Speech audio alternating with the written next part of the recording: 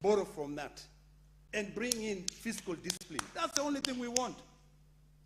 You know, PFM, I've always argued that the PFM Act, you know, should not be static. The PFM Act should be amended based on times. If we do that, Mr. Speaker, there's no reason as to why this country cannot be a first-class world, our country. All of us are happy when we come to Nairobi. We come to Nairobi because most of us here live in our manicured mansions, you know? In fact, I always say that when somebody is elected into office, all of a sudden they become billionaires and they live in Karen. That's why I say I'll never live in Karen, because it appears like in Karen is where all the money, whether ill-gotten or people have worked so hard, is where everybody goes to Karen. In fact, when you meet someone, they say, oh, so you moved to Karen, you live in Karen. Because people have a culture where when you go there and you find the way people are living, you also want to emulate those people. You don't know how they got there. You don't know if it is old money. You just find a few deals. If there's any loophole in the law, you actually exploit that loophole so that you too can be able to live like them. So, Mr. Speaker, I want to end by saying the following 3 points. Number one, Narok County and all the other counties, every single county has received more money because of the effort that we put in. The amount of money that we received, which includes the one for Narok County of 297 million, let us start by demonstrating that we care about a fiduciary responsibility, that we want the future generation to be able to find a better country, that we want Narok County also to be developed like Nairobi. Start by paying those SMEs their pending bills. That is issue number one. Number two, let us consider amending this CARA. Let us not be rushed to passing legislation. Let us amend this CARA, just like the way the National Assembly was trying to amend the Division of Revenue to introduce a clause that says when there is a shortfall in revenue, we share the burden, county governments and national government. But we knew very well that that was against Article 219 of the Constitution. Let us amend it, make sure that when we leave, because this is the last year before elections, that the money that we send to counties is going to make sense. Because come next year, the money that will pass, the executive will get all its share. Counties will start getting their money maybe in September, something like that, when there are new governments in place. So the only thing that we can say we'll take home, and that we can be judged with, is by making sure we develop legislation that will supersede us. Mr. Speaker, today I was eulogizing one of our leaders called the Honorable Lempaka, who was among the first legislators in the East African Legislation Assembly, who passed on from my community.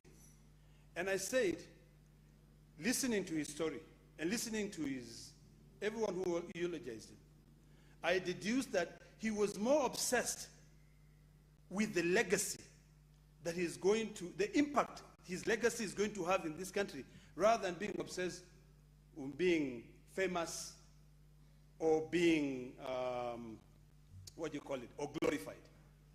He was obsessed not with the fame, not with the glory, but with the impact that his legacy will leave. Can we please borrow from that leaf? Let us be obsessed by making sure we bring in fiscal discipline to our counties for generations to come. Thank you, Mr. Speaker. Senator Wakori, Majority Whip.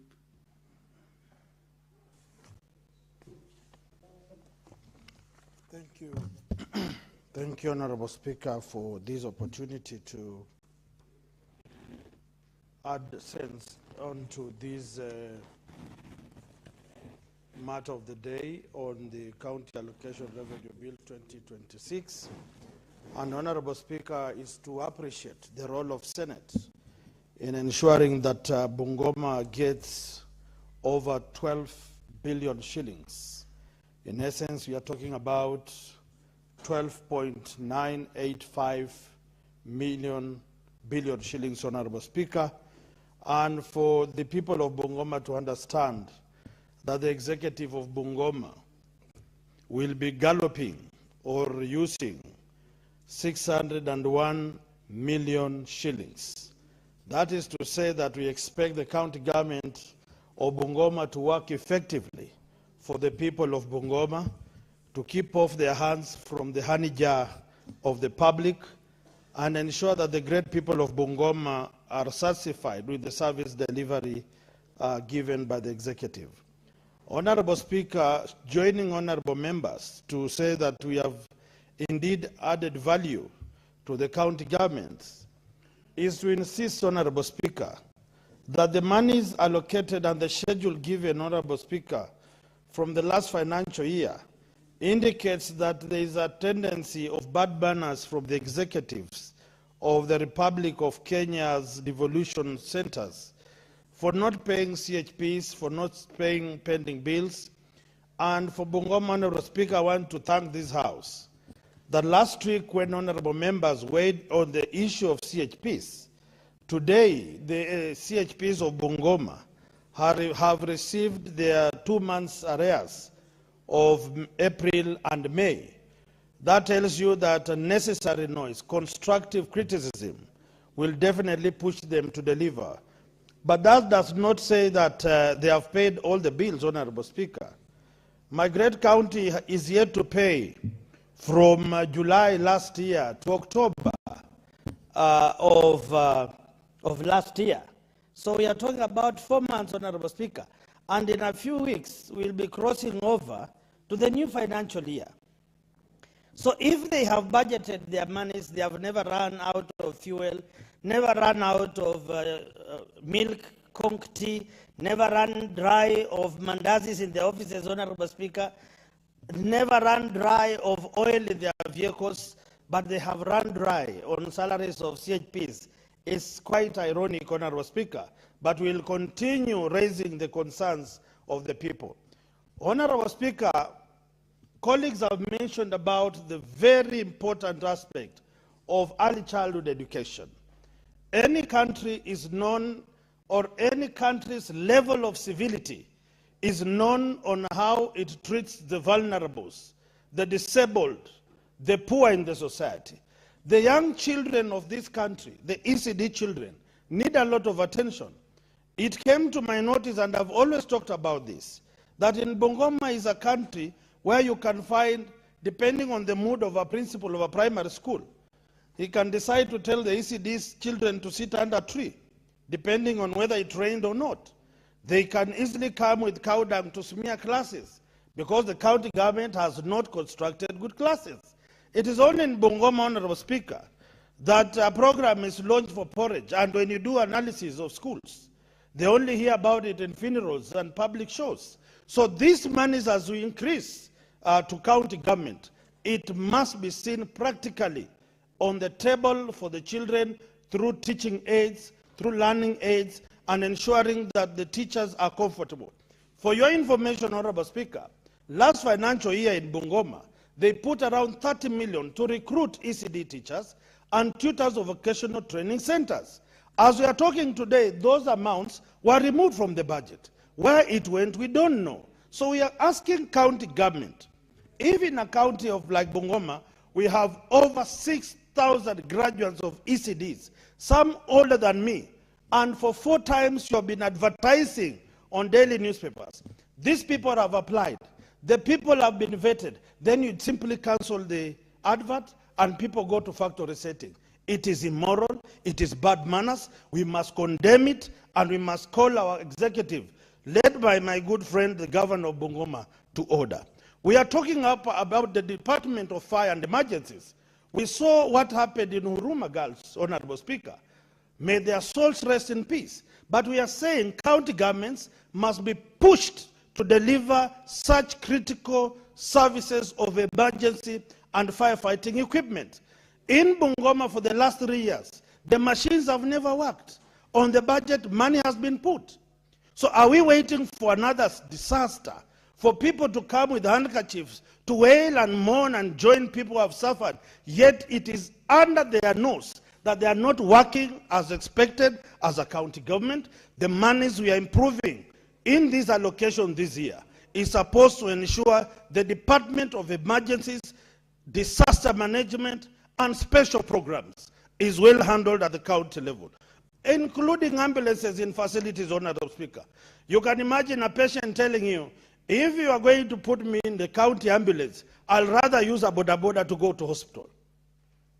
Because they are not sure if it is ambulance, because the roads are pathetic, they will even suffer more than on a motorbike, because on a motorbike boda boda is more gentle in taking these people to the facility.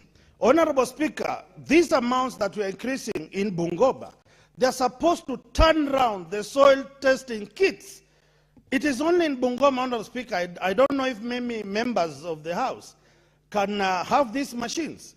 In Bungoma, we have 2 vehicles worth over 20 million to test and advise farmers on what fertilizer, what pesticide, what herbicide to use as you grow crops in Bungoma. Those machines have stalled for as long as 5 years ago. What kind of systems are we putting in place? What kind of regimes are we tolerating? Yet our people are planting and harvesting without the nitty-gritty and advice of the executive. Honorable Speaker, the matter of youth involvement in the development agenda of this country is very important. When you look at the budgets of county governments across the county, the money set aside for youth, sports, talent, and growth is very minimal, Honorable Speaker. When you talk about youth, many of them think that it's just about people enjoying themselves and not people doing what ought to do. The youth sector in this government and in this country, they must ensure all ministries in the devolved sections have a youth component, because youth are equally engineers, they can do roads. Youth are equally agriculturalists, they can do farming. Youth are equally sports people, they can play and earn their salaries. Youth are environmentalists, their share must be seen in the budget. And above all, there must have resources for training these young people to be able to utilize the devolved monies that we are pushing to counties. What we are seeing today, Honorable Speaker, is young people being turned around to be sycophants, to be cheerleaders, to be the purported goons, to just shout slogans for politicians, and yet when the rubber meets the road, when the budget is read, when programs are being unleashed and rolled out, the young people are missing. For the young people of Bungoma, because I speak for you and the other youths of the country, we will not relent in pushing the county government of Bungoma to ensure the young people benefit from these resources, not only by sight, but by action, to ensure you are empowered and emancipated from the dungeons of poverty. Pending bills, Honorable Speaker, I was here, Honorable Speaker, and I want to request your House and your Chair, Honorable Speaker, that the committee that was assigned to oversee the county government of Bungoma's report on the list of pending bills.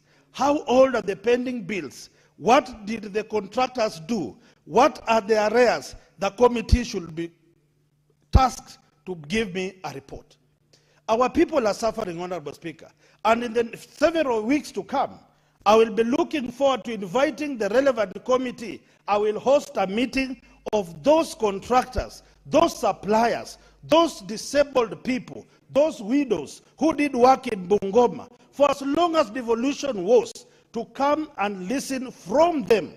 Because I think, Honorable Speaker, we are simply talking from some tower somewhere. You know, people operating as if we are on the top of KICC. Like the proverbial devil and Jesus at the hill.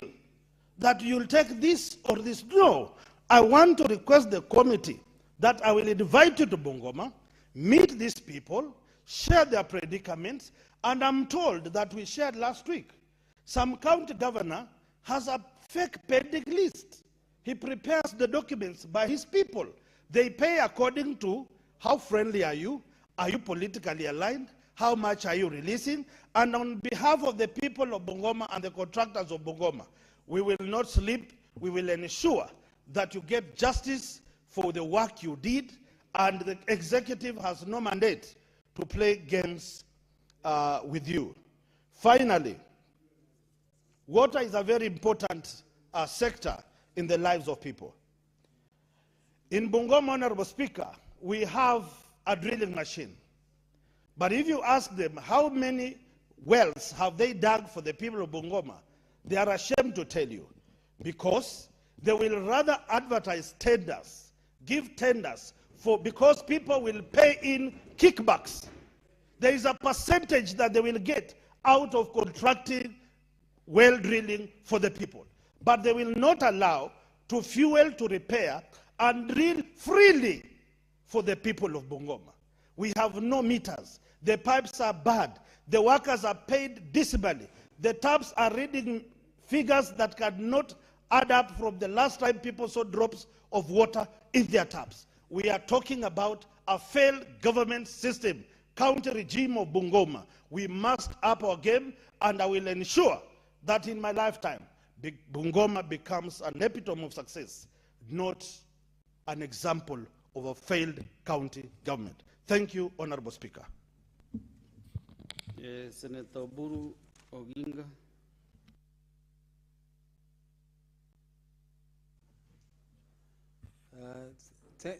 Thank you, Mr. Speaker, sir, for this opportunity to contribute to this very important bill, Mr. Speaker. Mr. Speaker, this is the core of our responsibility as a county, because we are discussing the division of revenue to the counties, and this is the budget, and this is what makes the counties work.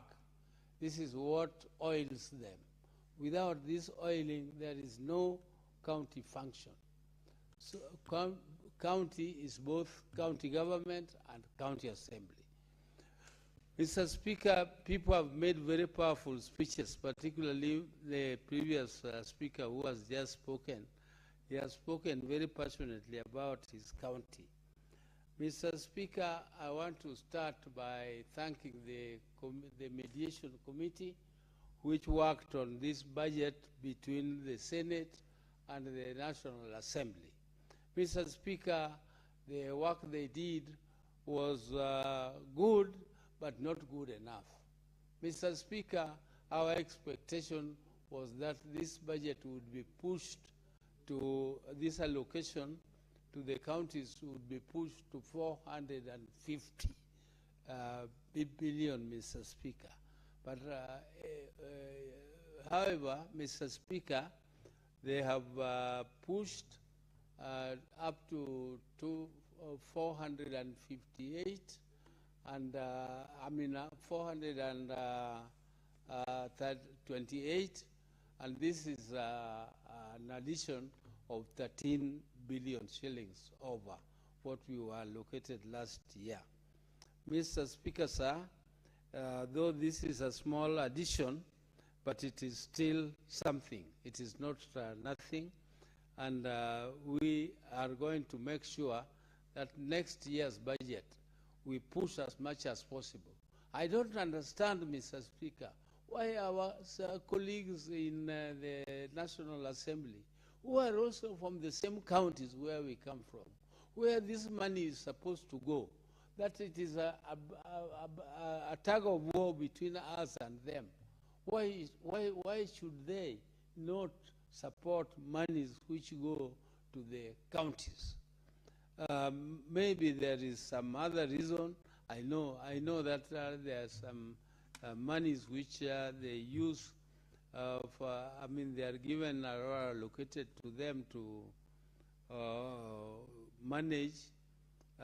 Maybe that is the reason why they are so hard on the Senate. But Mr. Speaker, sir, I hope that next year God will get into their souls so that they understand the reasons why we are pushing for more money for our people in the village. Mr. Speaker, sir, people have spoken to the issues of pending bills. Mr. Speaker, this is a very, very serious issue.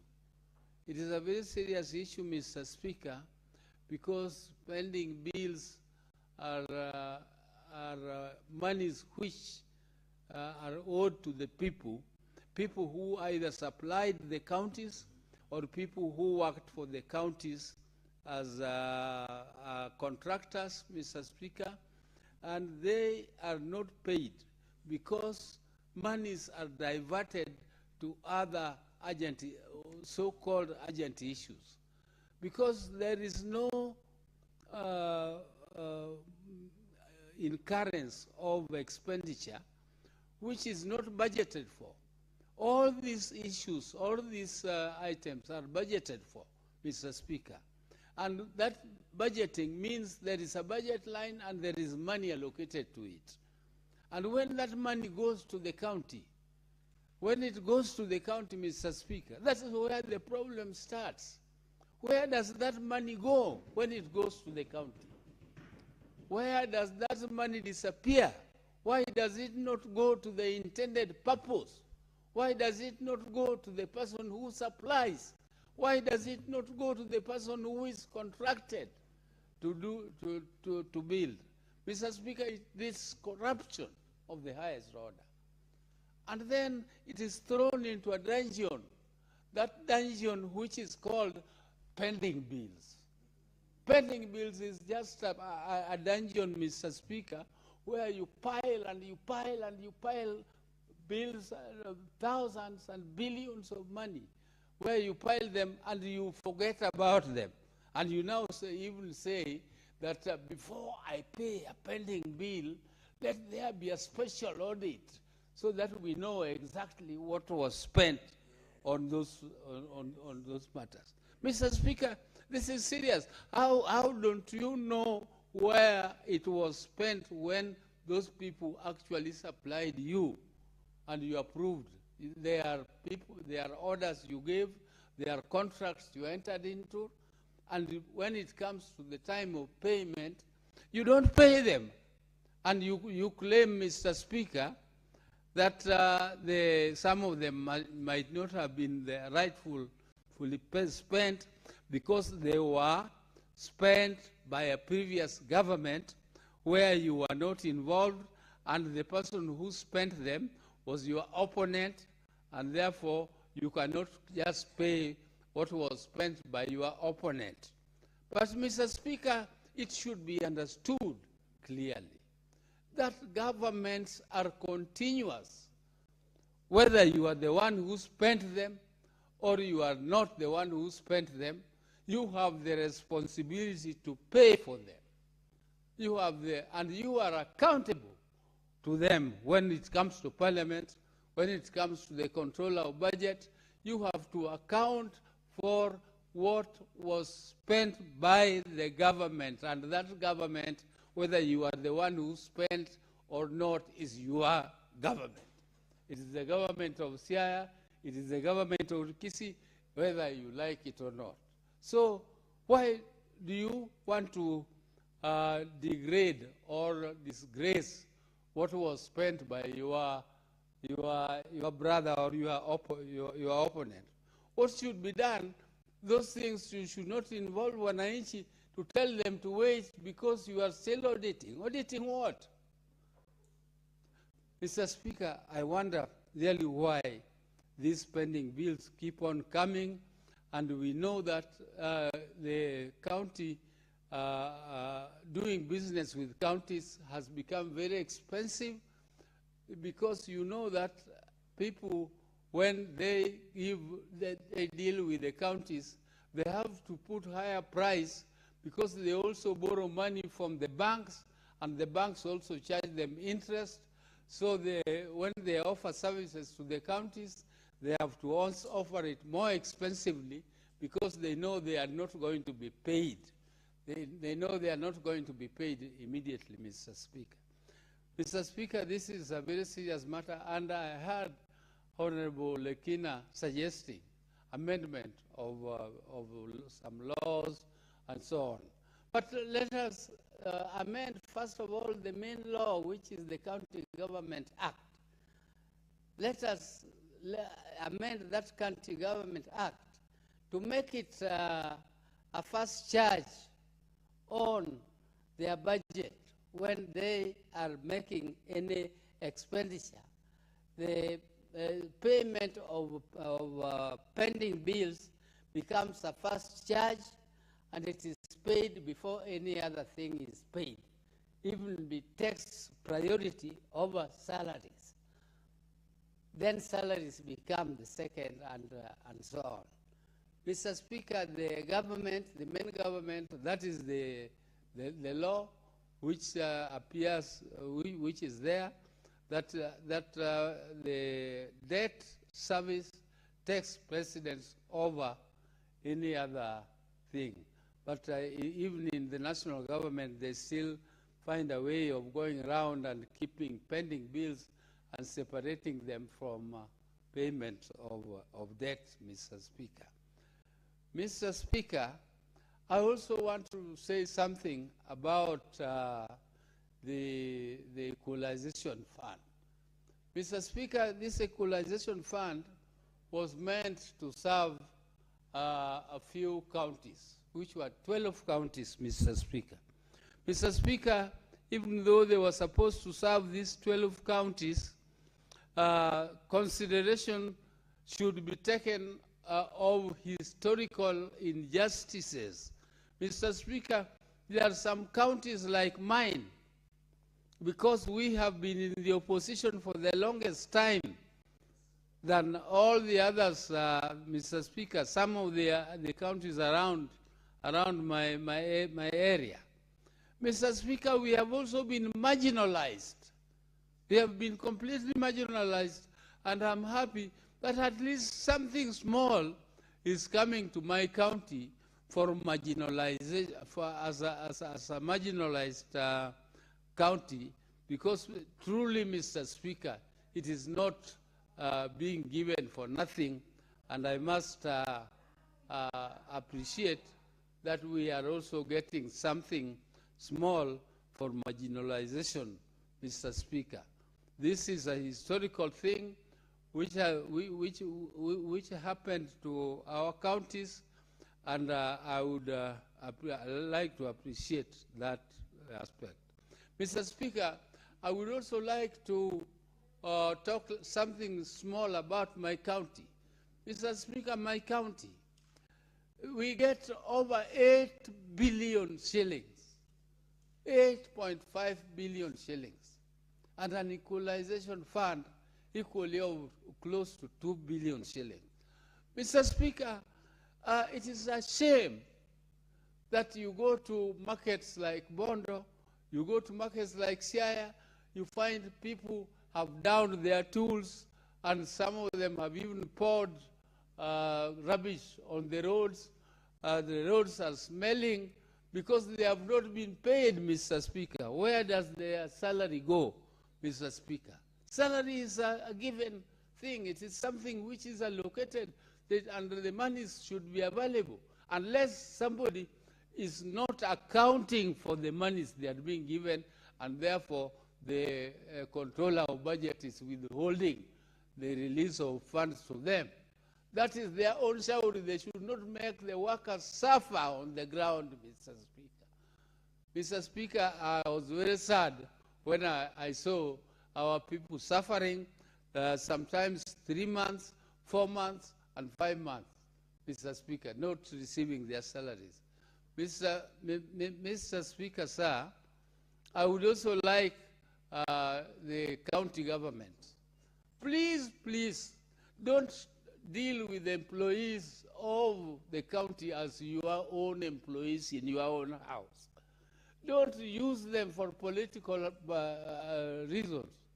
Those are civil servants paid by the people of your county, particularly my county, Siaya. Why should you be shifting people here and there and expelling them from jobs here and there simply because they are politically not supporting your ideas. If your ideas are bad, the private views of your employees after leaving office are their own and they are entitled. And when you say you are a Democrat and you want to be a dictator in your own county, then that's your ideal, which you are preaching to the country. You are preaching water and drinking wine. Mr. Speaker, I don't want to speak more than that. I think I have given my views on this issue of this bill of division of revenue. And Mr. Speaker, I would like to end by saying that I support the bill. Thank you, Mr. Speaker. Thank you, Senator Oburu, for supporting the County Allocation of Revenue Bill, Senate Bills number 10 of 2026. Senator Kisang. Thank you, Honorable Speaker. Honorable Speaker, on the onset, I want to say I support the bill. Honorable Speaker, from what we had last week and also what we are discussing today, Honorable Speaker, we have gotten additional 13 billion compared to last year's 415 billion, Honorable Speaker. And the committee that was mediating made a lot of effort, and that's why we were able to get 13. But I want to tell them, last year, where I was a member of the mediation committee, we were able to lobby and we got additional 30 billion from 385 to 415. So next year, they need to put more effort so that we can at least go to the 450 billion that was agreed upon in the NATCO report.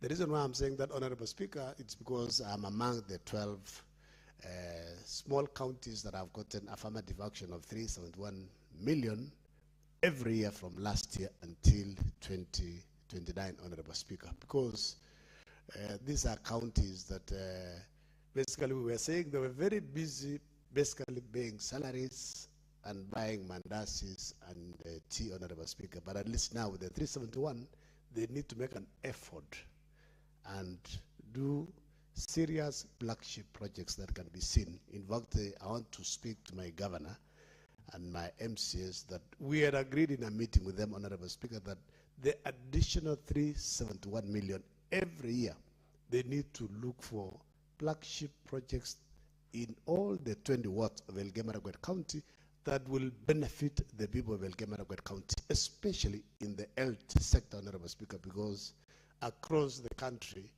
we have issues in the health sector because we don't have machines, we don't have MRI machines, we don't even have capacity to diagnose cancer early, Honorable Speaker, so that our people may get treatment early enough. So those are the things that at least I'm happy about. And Honorable Speaker, I want to speak specifically about the affirmative action, the 371 million for each county. And I want to ask the governor for Elgeyo-Marakwet County and the other 11, including Nyamira, Tharaka-Nithi, Isholo, Lamu, Honorable Speaker, that if they have not confirmed the ECD teachers, this is where they can also ensure that our ECD teachers who have been on contract or on temporary for the last maybe 30, 20 years, Honorable Speaker, that they get employed on permanent and pensionable, and they get some reasonable salary, at least 20, from 18 and 20 and above 1,000, Honorable Speaker, so that at least they can have some decent income to feed their families, Honorable Speaker. Honorable Speaker, another issue that we also need to ask our governors, as they get these resources, is the CHBs. Across the country, Honorable Speaker, CHBs get prompt 2,500 from the national government. I don't know why the governors are not paying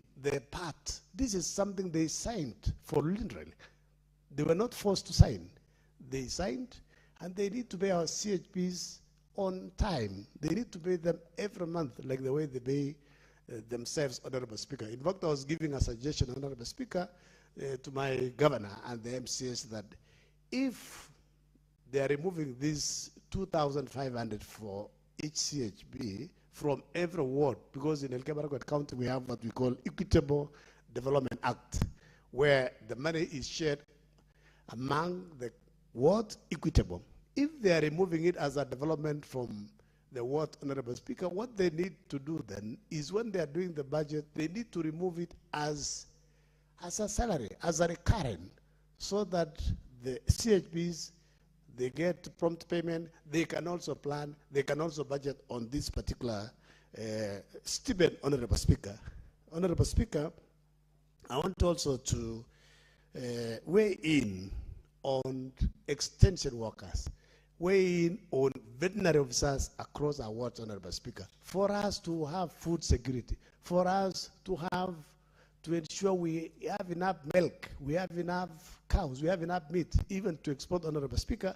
We need to go back where it was those days. I remember during Moi days, we used to have agricultural extension officers across all our divisions going around educating farmers about the testing of the soil, looking at the products that they are supposed to grow, Honorable Speaker. So the counties, with these additional resources, they need to employ additional extension officers, additional officers, livestock officers, to help the farmers on AI, so that, you know, we can produce more milk, we can produce quality milk, we can also grow quality crops, Honorable Speaker. Especially in my county, we are doing campaigns on avocado, we are doing campaigns on coffee, we are doing campaigns on bilateral, Honorable Speaker. But without extension officers, we will not be able to achieve what we intend to do as a county, Honorable Speaker. Honorable Speaker, my colleagues have talked about bending bills. It is true.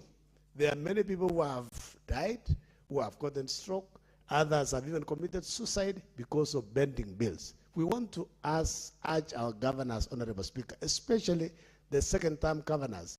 Some of them, Honorable Speaker, what they do towards the end, towards the election period, they overcommit even things that were not on the budget. They passed the budget. They give out contracts. They give out LPO, local service orders, or local budget orders, Honorable Speaker, and they commit.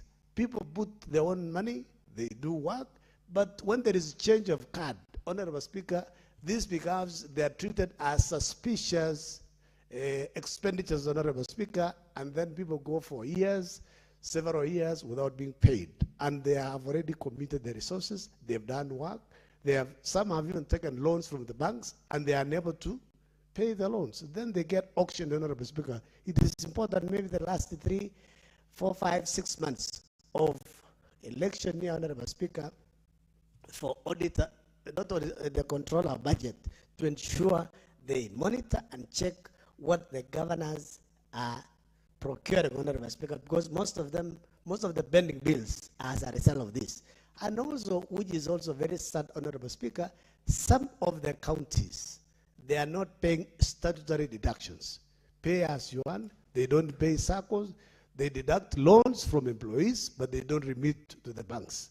And this is very serious, Honorable Speaker. And then eventually, employees are listed under CRP because they will say loans have not been paid, and it's already been deducted from the pay slips, Honorable Speaker. Honorable Speaker, we want to also ask the controller budget to be vigilant, because what happens, Honorable Speaker, some governors, some executives from the county, when they requisition for disbursements, they list particular contractors to be paid. But as soon as the money lands at the county CRF, Honorable Speaker, in their accounts, they divert. They pay other suppliers, and they don't pay the people that have been listed originally when they were going to control a budget to pay. We want to ask, if it is possible, Honorable Speaker, they tighten the IDMI system to ensure they lock this particular system where governors will not be able to divert. In fact, Honorable Speaker, I'm surprised that some of the counties that we visited, they want to procure county integrated revenue management system, Honorable Speaker, and some of them don't even have resources to procure systems. And National Treasury, with Council of Governors, had a proposal to do a unified system like IBMIS, so that the governors don't have to procure a system. But most of them are resisting. Why are they resisting? It's because of corruption. Because it's easy to steal money from on-source revenue, because most of them are putting on-source revenue in commercial banks, where Treasury, Controller Budget don't have a window to see. They don't have a view of these particular accounts. That is why the governors are resisting to have one unified county revenue management information system, Honorable Speaker. This is something we need to pursue, so that we have a unified system. It's easy to know. You can check what the counties are collecting. Some of the counties, Honorable Speaker, were collecting even more during the local government authority days. But now the revenues have gone down. Not that because they're not collecting. They are being collected, but the leakages are more. Honorable Speaker, with those few remarks, I don't want to take a lot of time. I want to support. And as Olekina has said, maybe then we need to do amendments and put a rider to say that pending bills should be given a priority. But not all of it, Honorable Speaker, because you had from Nara County, they have 6 billion pending bills. Out of 10 billion they're getting, if you pay 6 billion, then it means basically the county will not run. So maybe they need to give a payment schedule, and then they can schedule over a period of, say, 3 years or so, and then they give a commitment that they are going to clear all the pending bills. Thank you, and I support.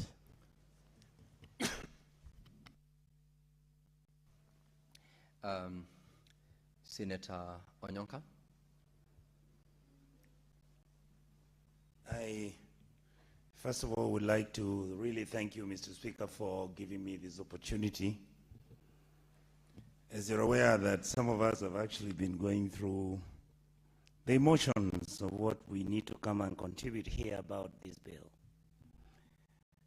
What is very interesting is that, number one, I want to give congratulations to the youth leader, Honorable Senator Oburu. He has raised very critical issues. I would like to also give credit to Senator Wakoli, who has also raised very good points. But I think, Mr. Speaker, the most important takeout from what has been discussed this afternoon is actually what Honorable Olekina has said. It's very interesting that all of us in this House, we have been here now going to be 4 years, and interestingly, if somebody was to take the audit reports and take the Hansard reports on the presentations and discussions which take place about the county allocation and division of revenue, the one of last year and this year, you just hear the same thing. You just listen, there's corruption. We discuss about, you have got Auditor General reports which have been coming. The Controller of Budget has constantly raised these issues. What are these issues about? There is no fiscal discipline in the management of financials. Mr. Speaker, as a result, we have ended up carrying pending bills which were never meant to be there. In fact, some of the county governments that previously had pending bills to maybe 1 billion shillings, now if you check in their books, and I intend to do that soon, Mr. Speaker, you'll find the pending bills have actually increased.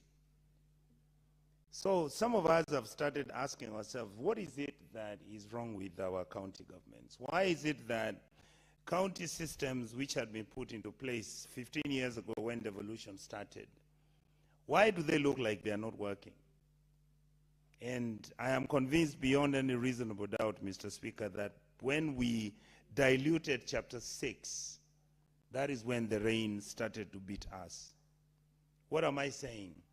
For many years, the IFME system has never been allowed to work the way it was meant to work. The way the IFME system has been working, it is, according to me, deliberate. When you go down and try and find out what the issue was, you are told it is Treasury that have been saying that IFME should be domiciled within the Treasury. And in fact, there is no reason why you people should even worry about how the IFMI system works. And yet, Mr. Speaker, my conviction is that if you have the IFMI system fixed, where first in, first out becomes a policy and a standard for our county governments, chances are that is the number one solution to the problems of the pending bills. Number two, Mr. Speaker, you come to the very critical point. Yes, we are discussing the revenue allocation which comes from the national government, and of course, you are very sure, and all of us know, county governments actually collect revenue. And that is why what my leader, Kisang, has talked about is, and this is something we've talked over and over and over about. If you have a financial platform that works for Murang'a County, you have the same platform working for, let us say, Bungoma County, let us say, and you have the same system which is working for Makueni County, why does it become difficult for county governments to accept one standardized financial platform system which collects revenue, which has been standardized to the local level, whereby you look at the local data to help you actually precisely collect the revenue and make sure that you are accountable for it? The reason is very simple.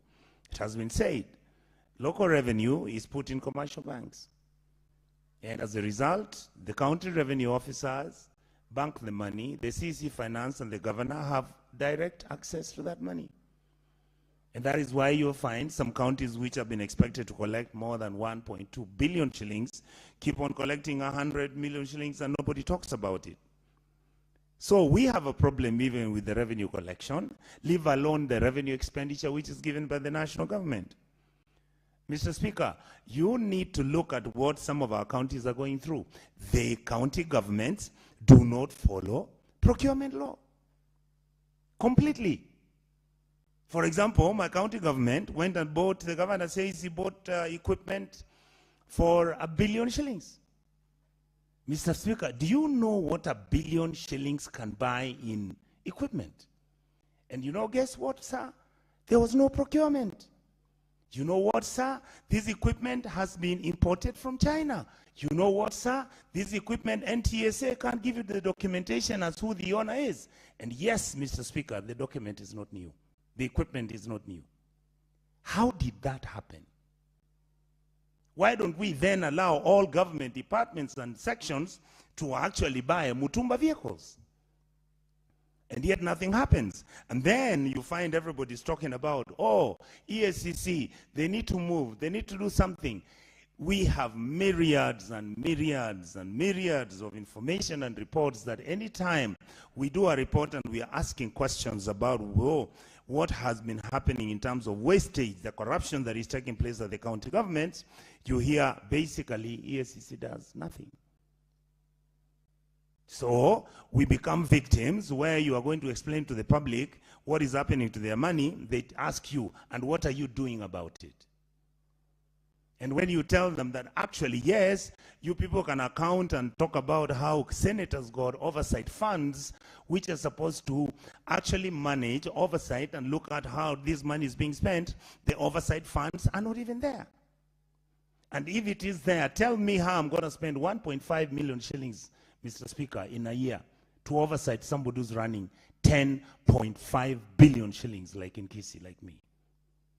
You have no vehicles, you have no data, you have no information, the MCAs are all compromised, so you can't even go and start asking questions because nobody will tell you. The chief officers think that anytime you're asking about these questions, it means you're fighting the governor. In fact, they say you want to become governor. I wish how they knew that some of us don't give a damn about wanting to become governors. The reason why some of us are actually thinking about it, Mr. Speaker, is because we are so embarrassed at the underperformance of our county governments and how the system runs. When you talk about HR issues, Mr. Speaker, talk to me about Kenya. Which areas do you find the largest number of ghost workers? It is within the county governments. Because every governor, when he comes, he creates an outfit where he goes out and puts his people that he calls his people. Because the ones he found who were there with the previous governor, he considers them to be his enemies. And imagine even some of these governors are actually not running for office because they left. And when you try and ask them whether they have done an audit showing the public employment numbers, showing what the total number of the wage bill is going to be, the amount of money that we are spending on the wage bill, Mr. Speaker, you will never see that. The same problem you have. What happens when it comes to this budgeting of the county government? Budgeting is done, absolutely. Money is allocated to departments and sectors. Once that is done, immediately the money is released like in the next 2-3 weeks, 1 month. Once money is released from here, every single payment that was going to be made, Mr. Speaker, what do the office of the governor do? They actually void all the transactions and all the payments that were previously budgeted for last year. So what do? They bring the people and the companies where they have an interest and they pay them. In my county, Mr. Speaker, you find that the companies that are doing work for roads in Kisii County, about 15 companies are owned only by 2 people. It's against the law. It is so frustrating that we are unable to do anything about it, and yet the public looks at us as the solution to solving the problem about service delivery. And yet the same governors keep saying how we are useless. As governor, as senators, what do you do anyway? They tell us we do nothing. Then you proceed and look at what is happening. And again, Mr. Speaker, what I've found, and because I have done a lot of research in this, you will find that, look at our bursaries. Mr. Speaker, my county last year wrote bursaries, checks, single check leaves, 54,000 check leaves were written physically. Is that normal, Mr. Speaker? Why would somebody write physical checks? And yet every time when you look at the CDF, what do? You actually make a list of the students who are supposed to be given bursaries, and then what do? You take it to the bank, and the bank makes payment to RTGS.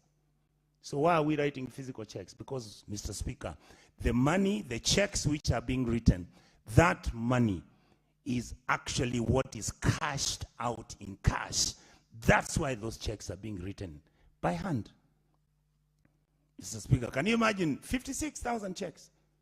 And how much does the county lose? Because a leaf is 100 shillings. It's 5.6 million shillings by writing those checks. And yet we can pay money by RTGS. Why don't they want the money to be paid by RTGS? Because it will keep a record. But with a check leaf, you can talk to the auditor and it doesn't have to look at it deeply. Mr. Speaker, you come down and look at what is happening right now. Governors are the ones actually who are supplying milk to schools, facilities. We have got the health committee in this place. We have got all the committees we have. I can tell you, sir, some of that milk is actually not qualified to be consumed by people. Why? Because some of that milk has been brought from the international milk market, where some of it is either fake, is either made to look like milk, and it's a liquid that our children are consuming, and we have never investigated that. Why? Because people tell us that some of these governors are actually bringing powdered milk from out of the country. They come and give it to the companies that are actually doing milk processing and milk packaging, and that is how they sell their personal milk. And they take the packets which have got the milk and they have got everything, they put their picture there because they need to start indoctrinating kids the Moi way, that President Moi was giving people milk, and that's how they are remembered. So the guys and the ladies who are running our counties are providing milk as a marketing tool so that they can be re-elected and stay in office.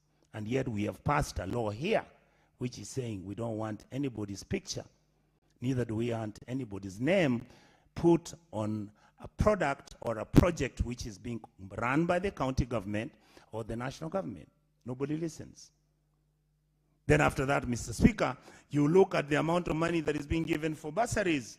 We never discuss when we ask how many students like my county has nobody knows. When we ask how much money is being spent, or even the milk the kids are getting, even the ECD teachers themselves, if I ask to be given the list of the teachers we have, Mr. Speaker, it will never come. So my point, Mr. Speaker, is that the breakdown of the county governments is so massive that I'm hoping that my colleagues in this house are going to come up and maybe we look for a select committee and try and figure out why is the system so deliberately broken, and if it is corruption, what is the best way we can do. That's why today, Mr. Speaker, my happiest moment is what Honorable Olekina has said. Can we take this Kara and say, from now on, if you don't put payment, if you don't make payments for pending bills, and those companies are known, Mr. Speaker, they are known. And the fear that some of us have got is that these guys will again now start paying their friends whom they have just put into the list recently. So the people who have never been paid for 10 years will still not be paid. But we can actually demand that an audit is done, which is very basic. Tell us, how many people have you paid? Which years were these up to which years? And are these current or not? And I think, Mr. Speaker, this is something that needs bravery and needs people who mean well, because our county governments, ladies and gentlemen, if you don't watch out, are actually collapsing. If you listen to some of the things which are taking place, my colleagues have talked about, Mr. Speaker, statutory deductions, payments for NHIF, SHA payments when SHA was working, money that is supposed to be per diem payments for certain workers. And what is crazy, Mr. Speaker, the workers cannot even complain to anybody, because immediately they raise that complaint, many of them are given show cause letters to explain why they are demanding that their NSSF and NHIF payments have never been made. So, Mr. Speaker, I am looking at this issue in a very interesting manner. Yes, we are fighting for our counties to receive more money, Mr. Speaker. Kisii County, Mr. Speaker, will be getting close to 10.5 billion shillings. 10.5 billion shillings, Mr. Speaker. If you take that amount of money and add what the donor community is giving us, we have always been around 12 to 15 billion shillings a year for the county governments. If you look at what the wage bill is, then you deduct from what basically what the county government is getting, you'll discover, Mr. Speaker, that our wage bill is about 5.2 billion, and therefore in the last 10 years, 5 years that I've had the current government, which I belong to, running, Kisii County, by the time we finish next year, would have received 50 billion shillings in 5 years. So, Mr. Speaker, the question I'm asking is very simple. If you give me 50 billion and your wage bill was 5.5, so in 5 years you received 25 billion shillings, what is the possibility that 25 went for development expenditure? Mr. Speaker, 90% of the money that is left out of the wage bill is put in recurrent. Why? Because in recurrent is where you pay fuel, where you have private companies being paid, like in my county, 70 million shillings a month. If you sit down and calculate how one company can be given 70 million to supply fuel for county vehicles, and the vehicles are not more than 30. When you look at fires happening in Kisii, because in fact one of the members of parliament, Honorable Barongo, he had a petrol station, he had a small interest, it was burning, and there is no fire station in Kisii. And yet if you go to the books, Kisii County is supposed to have 4 fire stations, which don't run, don't exist, don't function. So if we have a major emergency, we again have to look for the military, come to Nairobi, maybe talk to Nairobi County, and maybe rush to Kisumu and beg them on Nyamira. These are the frustrations we go through, and Mr. Speaker, our people are beginning to lose their patience. I support this bill. I hope there'll be an amendment so that we can then begin to fix the corners and the tenets which are making it impossible for the public to receive their money, because many of the county governments, and they hate us, Mr. Speaker, because I received a message from somebody who was telling me, wachana na hiyo onyonka, anasema sisi ni waizi. The truth is, we have the evidence. We never accuse anybody for nothing.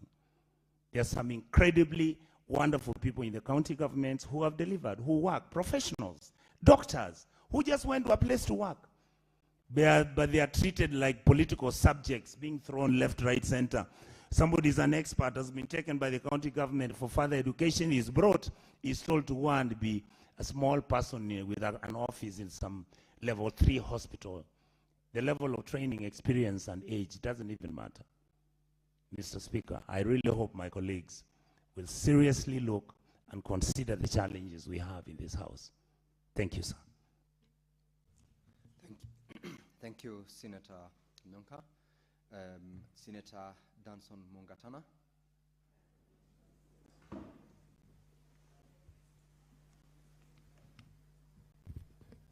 Mheshimiwa Bwana Spika, nachukua nafasi hii kutoa asante kwa kunipa nafasi na mimi nichangie mswada huu wa kuidhinishwa kwa pesa ambazo zitaenda kwa serikali ya gatuzi zetu. Na Bwana Spika, mimi nina furaha ya kwamba mwaka huu tulipata katika ule mgao wa kwanza katikati ya senti ambazo zinaenda kwa serikali kuu na senti ambazo zinakuja kwa gatuzi zetu 47, tulipata ongezeko la shilingi bilioni 13. Kwa hivyo sisi sote kwa ujumla tulipata bilioni 468, ambayo ni ongezeko la bilioni 13 kutoka hela ambayo tulipata mwaka jana, na tulipitisha hiyo.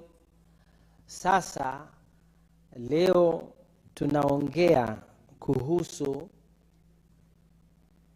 mgao ambao tutafanya kati ya zile ugatuzi 47 ambazo tuko nazo.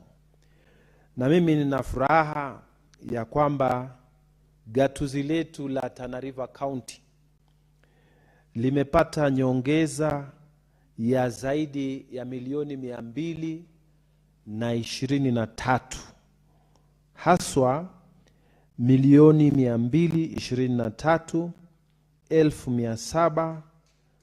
223,749. Mimi nimefurahi kwa sababu kila mwaka kama seneta wa kaunti hiyo na seneta wengine tunapigania migao yetu kwa kaunti zetu ziongezeke. Imani yetu ni kwamba magavana ambao wamechaguliwa na wananchi wakipata hizi hela ambazo tumezipigania huku, wataweza kufanya ile kazi ambayo inastahili kufanyika katika kaunti zetu.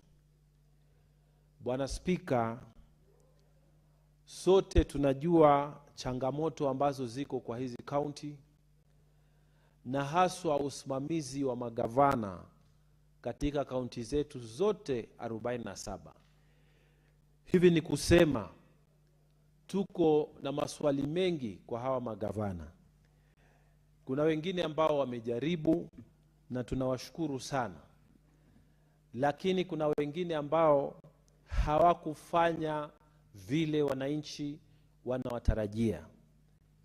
Na mimi Bwana Spika, ningependa kusema gavana wa Tana River ametuangusha katika ile kazi ambayo angefaa aifanye. Mimi kama seneta Bwana Spika, kama tungekuwa katika kiwanja cha mpira, nimechukua pass na nimempigia pass, mimi nikiwa nacheza nambari 10, nikampigia yeye anacheza nambari 9 mgongoni, lakini mahali pa kufunga ule mpira aliupiga nje Bwana Spika. Na Bwana Spika, mpira huo ameupiga nje kwa zaidi ya miaka 3, hajafunga goli, na hii imeleta dhiki kwa wananchi wetu. Bwana Spika, hizi pesa ambazo tumeziongeza leo hii. Matarajio yetu kama watu wa Tana River ni kwamba kwa mwaka huu kwa mara ya kwanza gavana awache vitimbi, serikali yake iwache kucheza na hela za wananchi, wafanye ile kazi ambayo sisi kama wananchi tunatarajia ifanywe. Bwana Spika, tumesema mengi kuhusu hospitali, tumesema mengi kuhusu ukosefu wa madawa, tumesema mengi kuhusu hela ambazo wafanyabiashara wanadai na hazijalipwa. Lakini leo ningependa kusema katika jumba hili letu la bunge la Senate ya kwamba tunatarajia sana kwa huu mwaka uliobaki, wakulima na wafugaji Tana River wanataka kuona hizi hela ambazo tumeziteremsha zifanye kazi kwa kitengo cha ukulima na kitengo cha ufugaji. Bwana Spika, ni aibu, juzi nilikuwa katika mji wa Kalkacha, hapo makutano Hola, na Bwana Spika, nikaonyeshwa soko ambalo lilikuwa lijengwe pale Kalkacha. Soko hilo lilianzishwa miaka iliyopita gavana alipoingia, huyu gavana wa sasa. Mpaka leo soko limebaki limekwama. Na wenzangu wameongelea kuhusu mambo mengi, lakini mimi nataka kuongelea haswa kuhusu mipangilio au maendeleo ambayo yamekwama. Bwana Spika, si soko hilo la Kalkacha peke yake ambalo soko la mifugo ambalo limekwama, lakini kuna project nyingi za kiserikali ya county, ukihesabu madispensary ambayo hayajamalizika, majengo ambayo yameanzishwa ikifika nusu yanaachiliwa. Kwa hivyo mimi naomba ya kwamba magavana ambao wanatusikiza, haswa gavana wa Tana River, zile project ambazo zimekwama, zile project ambazo ulizikuta zimeanzishwa, ama zile project ambazo ulizianzisha na hujazimaliza, hazijafanyiwa ile kizungu wanaitishwa handing over, tafadhali usianzishe program ama project zingine. Maliza hizi project ili wakati unapoondoka, yule ambaye ataingia kuchukua nafasi yako ataendelea na mipangilio, na hii iwe ndio mpangilio sawasawa kwa magavana wote. Ni makosa sana kutumia hizi hela ambazo tunazipigania hapa alafu hazimalizi ile kazi ambayo inaanza. Wenzangu wameongelea mambo mengine, lakini mimi nasema kuna project ambazo zinakwama na ni vizuri kuzimaliza, kwa sababu serikali ya county na hizi hela, ili kuonekana kwamba zimefanya kazi, mpaka zile project ambazo zimeanzishwa, hata kama huyo gavana aliyekuwapo sio rafiki yako, umalize, kwa sababu wananchi hii ni hela yao, hela ni ile ile yao, na wanataka imalize ile kazi yao, sio mambo ya urafiki na gavana aliyepita ama urafiki na contractor. Hizi ni hela zao na wananchi wanataka kazi yao ifanyike mpaka imalizike. Kwa hivyo mbali na hilo, mimi ni kusihi gavana ambaye yupo sasa, ambaye anaenda kutoka, kwa hizi hela ambazo tunapitisha mwaka huu, wajaribu kuweka ufugaji na ukulima mbele. Sahihi pale Tana River watu wengi wanapata chakula ama biashara kutoka kwa hizi kazi mbili. Ikiwa gavana atasaidia wakulima wapate mbegu, wakulima wapate zile minor irrigation schemes ambazo zimeahidiwa na kuahidiwa na hazijapatikana.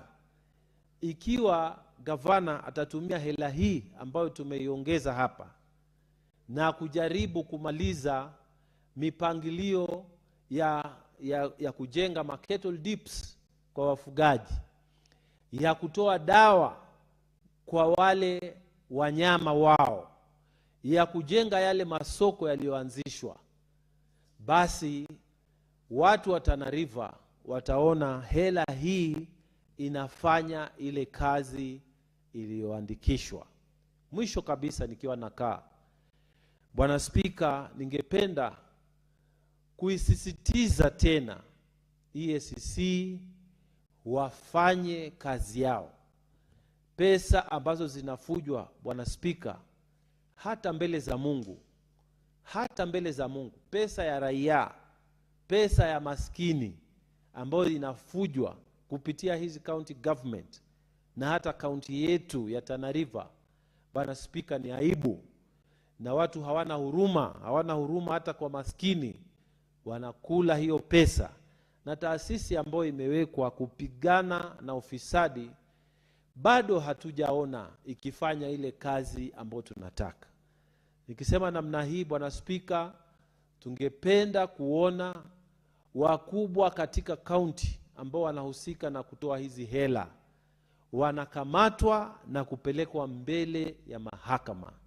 Sisi tunasikitika kabisa kwamba ushahidi upo na ushahidi unapelekwa, faili zinafunguliwa, maofisa wenyu wanatumwa, lakini ukifika mahali ya kupelekwa huko mbele, unaona watu wanangoja mwaka wa kwanza, mwaka wa pili, mwaka wa tatu. Taasisi hii inafaa ifanye kazi zaidi ya vile inafanya. Mbali na hiyo, kuna ofisi ya public prosecutor. Huyu naye amelala katika kazi yake, kwa sababu saa ingine wale watu wa kupambana na ufisadi wanapeleka file kwa huyu kiongozi wa mashtaka katika Kenya, lakini zikienda huko files zinaenda kulala tena, huku wamemaliza na huku haziendi kotini. Wananchi wanakasirika sana, haswa wananchi wa Tana River. Sasa inakuwa kamba ni fashion ya kwamba watu wanangojea eti gavana atoke ndio gavana apelekwe kotini, eti mkuu wa ofisi ya waziri atoke ndio apelekwe kotini, ati chief officer atoke ndio apelekwe kotini.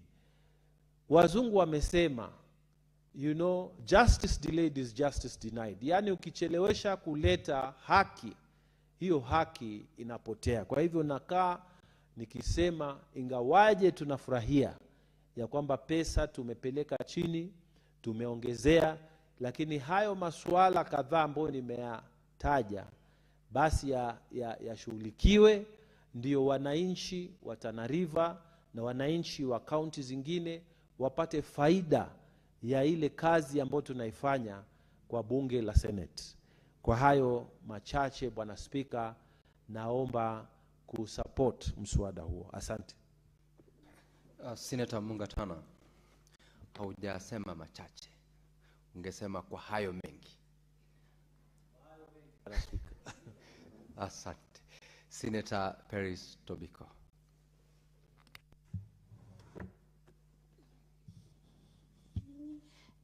Mr. Speaker, I thank you for this opportunity. I see time is gone. Let me try to utilize the less than 5 minutes. Don't you worry, Senator Tobiko, because if it gets to 6:30, you will have your time to recover tomorrow. Remember, tomorrow you are sitting from 9:30. And I'm sure this is a very important motion.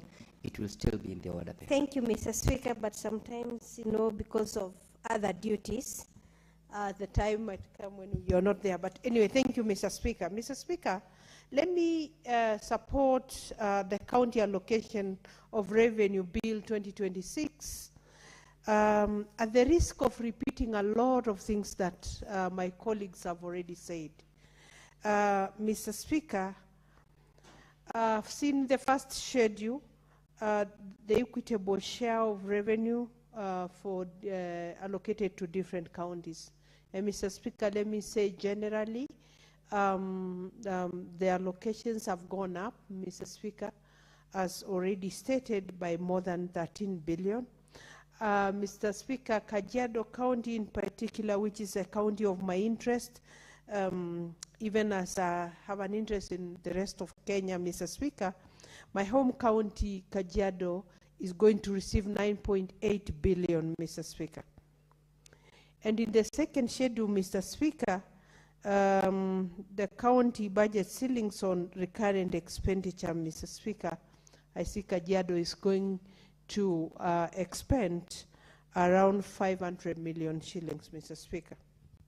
Mr. Speaker, like all other colleagues, let me say, if this money is well spent, if our counties stick strictly on prudent expenditures, Mr. Speaker, on devolved functions, Mr. Speaker, then the entire country will feel the benefit of devolution, Mr. Speaker.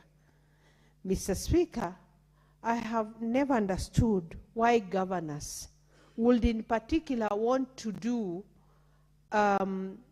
give themselves, other errands besides devolved functions, Mr. Speaker.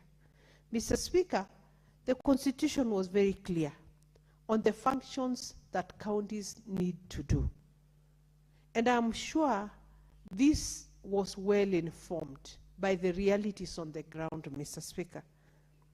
Counties were expected, Mr. Speaker, to address water shortages, access to clean water, Mr. Speaker. Counties were expected to address the issue of health services, roads infrastructure, Mr. Speaker, in accordance to the classified roads. Mr. Speaker, agriculture and livestock production, Mr. Speaker, veterinary services, and issues to do with the environment, Mr. Speaker, which are crucial, Mr. Speaker. Another very important duty of the counties was is basic education, provision of basic education, Mr. Speaker. Mr. Speaker, if counties can concentrate on these very important functions, they will not even need to be struggling with functions that are meant for the national government and that already have an allocation for, with the national government, Mr. Speaker. Mr. Speaker, we have seen our county staff going without payments. Their statutory deductions of SHARF and NSSF and their loans not being remitted, yet they are being deducted, Mr. Speaker. I have not understood such a malfunctioning system in many, many counties, Mr. Speaker. I've never understood, Mr. Speaker. Mr. Speaker, with the kind of resources we have allocated to counties, we now expect counties to absorb the UHC Senator Tobiko, members, Mr. Speaker. You will have 15 minutes to conclude on your contributions tomorrow. Okay. Because it is now 6:30 p.m. and it's time to adjourn the Senate. The Senate therefore stands adjourned until tomorrow, Wednesday, 17 June 2026 at 9:30 a.m.